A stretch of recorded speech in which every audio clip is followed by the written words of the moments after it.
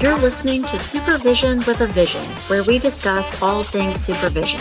I'm your host, Sarah, professional counselor, marriage and family therapist, play therapist, eating disorder specialist, and cookie lover, with my co-host, Heather, marriage and family therapist, certified Together in Texas counselor, a Texas transplant from California, and outdoor adventurer.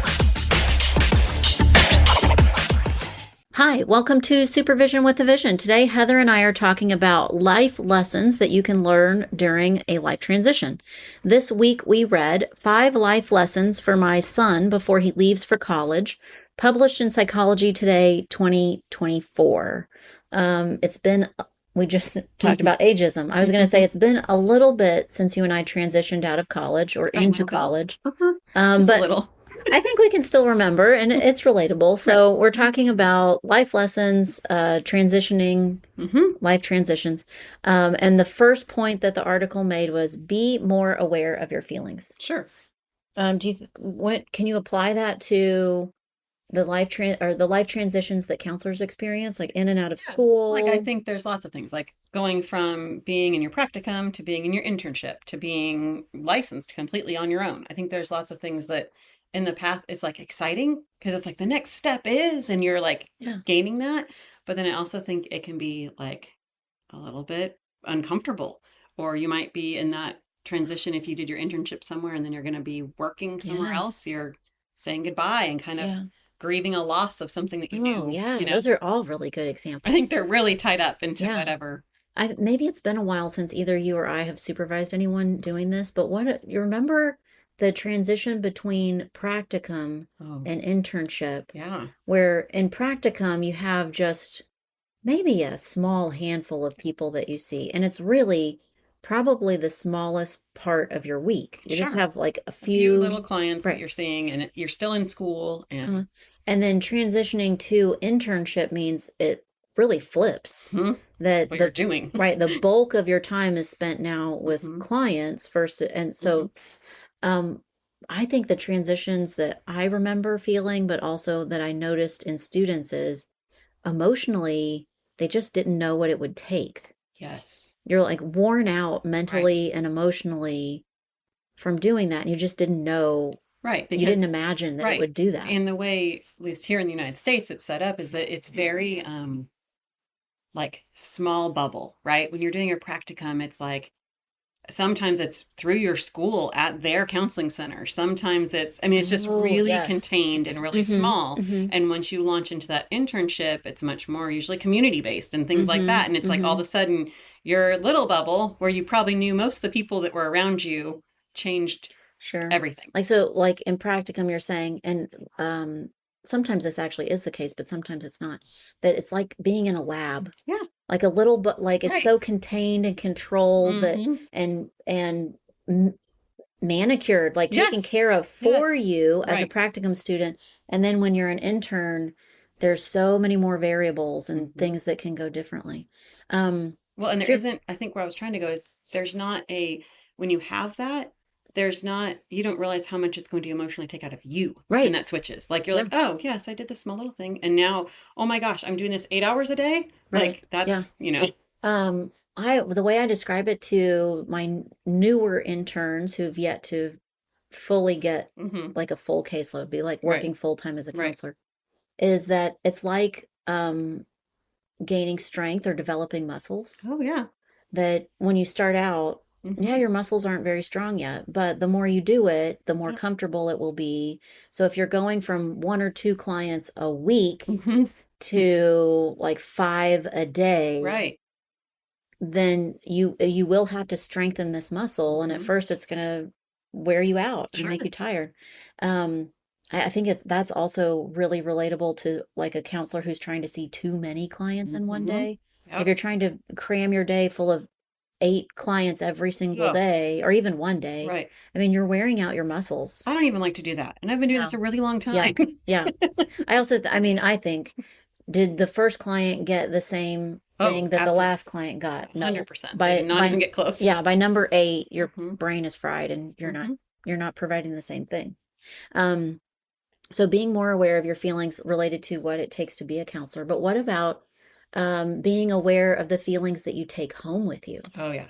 Very important. That it can trickle over to everywhere, especially if you are not, I don't know at what point in time, I'm sure it's different for everybody, but counselors generally know how to set something aside and revisit it Mm-hmm. because it has to be revisited. Mm-hmm. But I'm sure you and I could talk about all day about clients that we go home thinking about, Yeah. right? Like we Yeah. go home and we're still concerned about, or we're Mm-hmm. like, that session didn't go the way I wanted it to go, and we're holding on to Yeah. things. But Yeah. I can remember a really specific client, and by now this kid has got to be mid oh, 20s, I have, maybe. I yeah, don't I know. have one of But those like, where I'm like, ooh, I wonder how life worked out. yes, yeah. But I had to put my dog to sleep. Oh, And driving home from the vet by myself in the car, mm-hmm, it was raining really hard that day. mm-hmm, And I got to a stoplight and was crying. mm-hmm. And for some reason, this kid's name popped into my Oh head. wow. And I'm like, why was I worrying about that Right. kid like Mm-hmm. years and years after the fact? But yeah, I think it can stick. You have to figure out how to be aware of those Right. feelings too. I think, I mean, maybe people who are counselors can do that naturally a little bit, but Maybe. I also think that's a muscle that you Oh yeah. develop. It's just over time you learn for your own. How to Yeah. put things down Yep. and walk away from it for a little bit. Right. Um, what are some other situations where being aware of your feelings during a life transition is invaluable? Well, I think talk about like counselors that have gone on maternity leave and come back, Mm-hmm. and it's Oh, not the yeah. same. It's not Mm-hmm. the same. Like no matter what your caseload is, you are now otherwise distracted when you were home. Yes. Like it's not, Yeah. things like that, and you like super don't feel great about. You could not feel great about leaving a little one at home, or you could also not feel great about like not being able to give your clients the attention you would have Right. given them before. So it Mm-hmm. could go either way. Yeah. Um, I'm trying to think of any other. Be aware of your feelings during life transition. So during school, Hmm. as clients are different or Hmm. increase, maybe that's something that maybe a specific population or type of client was like either really good for you or Oh really yeah, not very good for right. you. And then through life transitions, that changes. Hmm. Right. That Um, easily is a good one. I feel like right now I know so many counselors who have become caregivers for a family member Oh yeah, that I absolutely. can imagine what you're describing as Hmm. being a mom, that you're like, well, now my brain is a little bit distracted Right. by these other things, that would happen. But also maybe you had clients who were at some phase of that, being a caregiver Hmm. or needing a caregiver, or Right. and it now becomes like a sensitive topic Right. for Now you're you. like, And oh, I don't need those kind of yeah, clients. Yeah. that could change. Hmm. That Yeah. I mean, a thousand different Right. examples of a life transition that now changes how you feel about being a counselor or supervisor Hmm. for someone at some point in that Right. life transition. Right. I definitely think that's a big one.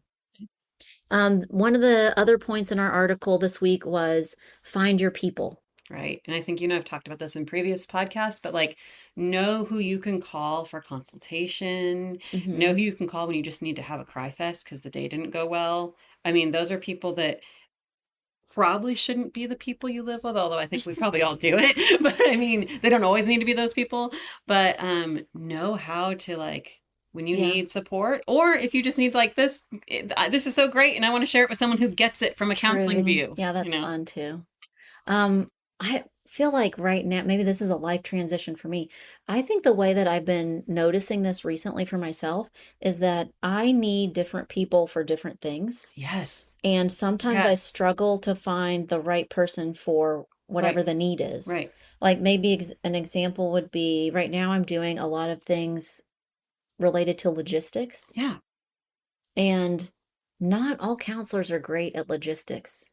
Yeah. So It's then just I, not right. it's not something that a counselor has to have to be Mm-hmm. a good counselor. So I think, who do I know that I could call that would be good at this, or that I could say, here's this thing I'm working on, and it would make sense to them Right. enough that they could be a good sounding board for Right. me. Um, so I think that has changed a Mm-hmm. lot over the course of time that I've been a counselor. Right. And so I think this also goes find your people, but also know what you need. like in those Oh, well, relationships, right? the combo of be aware of your feelings, Mm-hmm. find your EG, people. right. Do you ever have a hard time finding your people related to a specific question or a topic or a thing that you're needing right then? I mean, most of the time, I'm kind of like what you're saying. Like, I know, oh, I'm calling this person for this, or I kind of already know. Like, I would say I have a good base. But Hmm. then we always get presented with things that's like so far off of Yes. what we normally do that you're like, okay, so I know nothing about, like, in particular right now, I'm seeing a couple from a different culture that's very different than mine. And I just so happen to have a friend that's part of that culture. And so I was like, oh, I actually need to call and ask. Like, Yes. because I don't want to step, like, and I've actually asked them in session as well, like, hey, is this one of those cultural things? Like, you got to, tell me if it is. Yes. Which is an interesting conversation to have. But Yes. Yeah. I think that's kind of one of those things where I normally wouldn't talk about that work Yeah. stuff to Yeah. her, Yeah. but I was able to say, hey, when you got married, and like just Yeah. ask questions about it. And she was like, you're doing research. And I was like, yes, yes, I am. Yeah. Those are really good examples. I have found myself doing exactly that Hmm. and like both asking my client, please help me understand or know if this is a cultural issue. Right. And also, maybe it's like a month or two ago, probably exactly a month or two ago. I called an old supervisee of mine. Oh, So yeah. I used to be Hmm. her supervisor. I kind of hope she's listening to this episode to hear me say, that she helped me so much. I Oh, called good. her and went, okay, one, I think this came up when you and I were in supervision with each other, but now also I have a Right. question Hmm. today that you could help me with. And so it was kind of fun that the roles reversed Hmm. and that and I tiptoed a little bit and I Right. went, "Oh, am I allowed to ask you this question or how do you feel about Right. me Hi. asking like Right. getting your feedback on this?" But um definitely she was one of my people. Right. So kind of cool. Which Right. I do try to emphasize that with my supervisees as they're leaving like, "Okay, now you're one of my people." Right. Now we So, have connections. Let's mhm. just do this. Yeah. Like you call me with questions, I call you with Right. questions. It's just because we're not seeing each other weekly anymore Doesn't mean. doesn't mean it Right. stops. Yeah. The last point that we are talking about, because there were five Oh, life yeah, that's lessons, right. but we're We're talking just about doing three things. things. The last point that we're talking about is be kind to yourself, Right. related to learning things Hmm. and life transitions. Right. I think be aware, like if you're going through a change or a transition, like that's what it is. And so Mm-hmm. you forget to do something or you whatever, just be more gentle with understanding that like, oh, things are changing and shifting. Like you're going through a job change, you're probably going to be more stressed. Just Mm-hmm. simple things like that. Even if it's a great job change, True. you're learning new things, you're meeting new people, that can just add some Yeah. stress. I think I have a hard time with this. Okay. Um, do you think that's a characteristic of a counselor that they might not Right. always, you do? Absolutely. Yes. Okay. So I'm not unique in Mm-mm. that I have a hard time being kind to myself. Right. And I mean, not big picture, I can be Right. kind to myself, but when I think, okay, everybody's supposed to go from a practicum student to an internship student, this is not a big Hmm. deal, just Hmm. like do it. Right. Or, oh, a really good one that I think counselors just don't give themselves enough credit or grace Hmm. for. We say goodbye to a lot of Oh, yeah. people Oh my gosh, we every, say goodbye all the time. and that's important and it's a big Hmm. deal. And Hmm. yes, the clients are saying goodbye, but we should give ourselves some grace or some Hmm. credit for the fact that that's a transition. Yeah. And not of our, like, it's not even a transition that you always get to, like, have control over at all. Yeah, really. I mean, one of my clients that we are talking about earlier about having a, like, kid client that's probably in their 20s now or whatever, like, yes, I want to know about them, but also it's because our therapy got interrupted. And so it's like Yes. there was something happening there, and I want to know that it finished. Like I needed to, Mm-hmm. Yeah. So, I think sometimes I feel that way with clients where there wasn't a neat oh yeah, ending. yeah, But also I feel that way with clients that it ended perfectly hmm, exactly how you would hope. right, Um, but I just thought of this. Yesterday I used a mug hmm, that a kid gave me, yeah, and right, whenever I use it, I think of her. But I hadn't thought, you know what, part of that is because it didn't end the way I hoped it would. right, right. And so it sticks with me more Hmm. probably. It's just that you just know, and it's hard to get out of your own head about it. Mm-hmm. I mean, there's not talk about being kind to yourself. Like, Mm-hmm. okay, have that awareness. Yeah. Like, I did some good there, whether it ended the right way or ended how we wanted it to Uh-huh. do. How specifically, how do you do that for yourself? How are you kind to yourself in the middle of saying goodbye to all these people? I don't know that I'm great at it, but I Mm-hmm. think that just having the awareness of like, I mean, I make a point now. I didn't always do this well as a counselor, but I make a point now, especially with younger clients, to say, so this is our last session. Like, make it very clear because sometimes I've found out they don't know. Oh, Like, yeah. they're not aware. A Yeah. parent hasn't told them or hasn't Yeah. communicated well. And then I try and always like, not necessarily soften it, but like, like you've had a good experience in therapy, so I hope you'll continue. Like, that Yeah. kind of like, Yeah. you've done the right things. So, Yeah.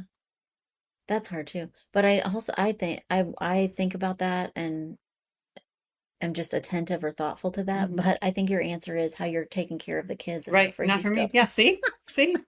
Um, I try to emphasize that with supervisees that a goodbye is just as much for the client as it is for you, which um, makes me think again about the mindful therapist that I'm reading right now. hmm That maybe not their main message, but something that I took away from something I was reading was that um, as close as you get, not close like we're buddies, but you are present and engaged with a client. You're hmm there. hmm You're feeling what they're Right. feeling. Right. And so that's why it's so hard to say Yeah. goodbye, Right. and that it is a very final goodbye. Not that they might not come back, but No, but you you don't really don't know. You're know. still not in Right. control of that. Right. Like my kid that gave me the mug that I hmm think about. I had yesterday when I was drinking out of my mug, I thought, oh, I wonder how she's Right. doing, and thought it would not be okay for me to send her a message. Yeah. I can't ask. Right. It's so strange. And Yeah. thought, I hope she reaches out. I hope Right. she Right. just tells me how she's doing or hmm something. Yeah. Um, I think I try to, what do I do to help myself in saying goodbye? Well, I let myself think about it. Oh, I let sure. myself. Yeah. Let yourself process through some of Mhm. it. I do. We haven't talked about it in a while, but I have a box.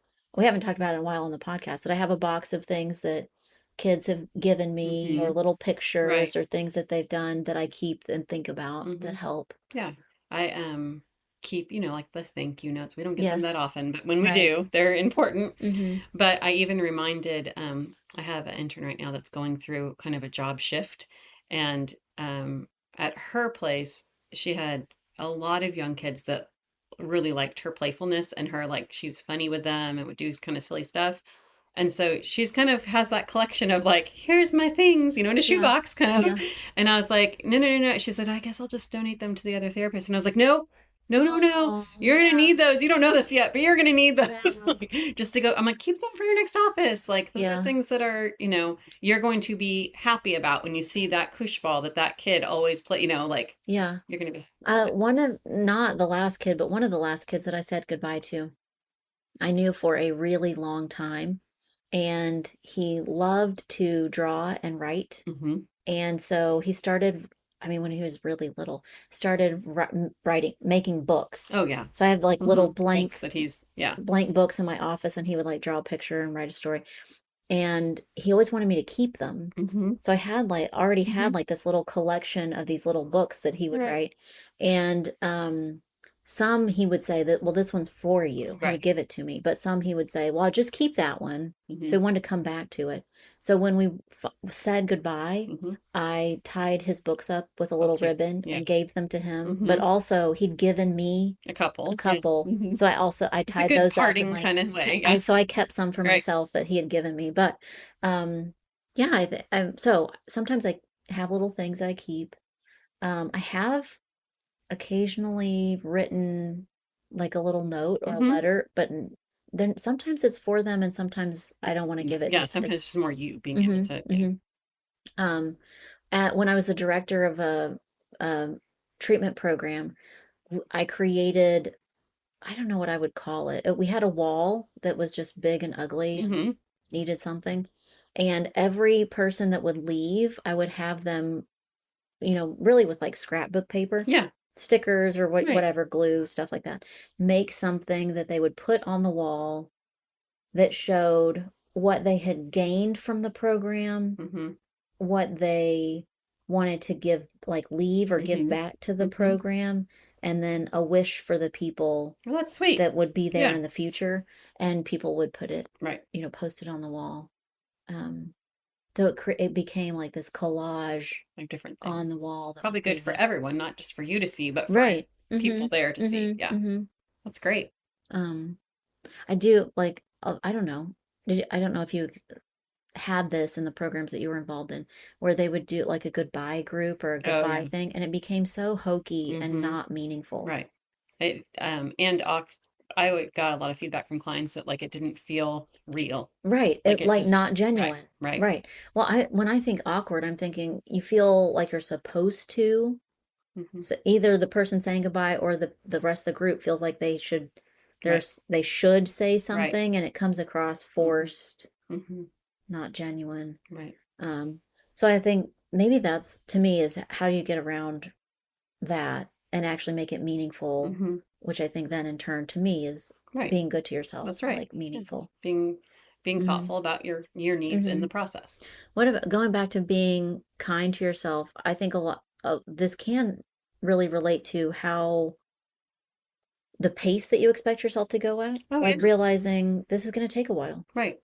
It's not going to be solved tomorrow, so I'm just going to have to ride the wave for a little bit and Hmm. figure it out. That happens in other transitions, like changing a job or needing to do something differently. Hmm. Something else we didn't talk about that much, but going from like not taking insurance to taking insurance is a learning curve. Like Right. there's a whole Yeah. other aspect of your job that is Yeah. completely administration that until you learn it, it's tricky. Yeah. That is a good example. Hmm. So there are a ton of transitions that counselors have to go through or want to go through, but they all should involve Right. being aware of your feelings, checking in and finding your people, Hmm. and also just being kind to yourself. Right. Yeah. Well, thanks everyone for listening today to Supervision with a Vision. We know that all of us are going through life transitions and that we could be a little kinder to ourselves. We would love to hear how you are kind to yourself and also any ideas for future episodes. Thanks today for listening to Supervision with a Vision.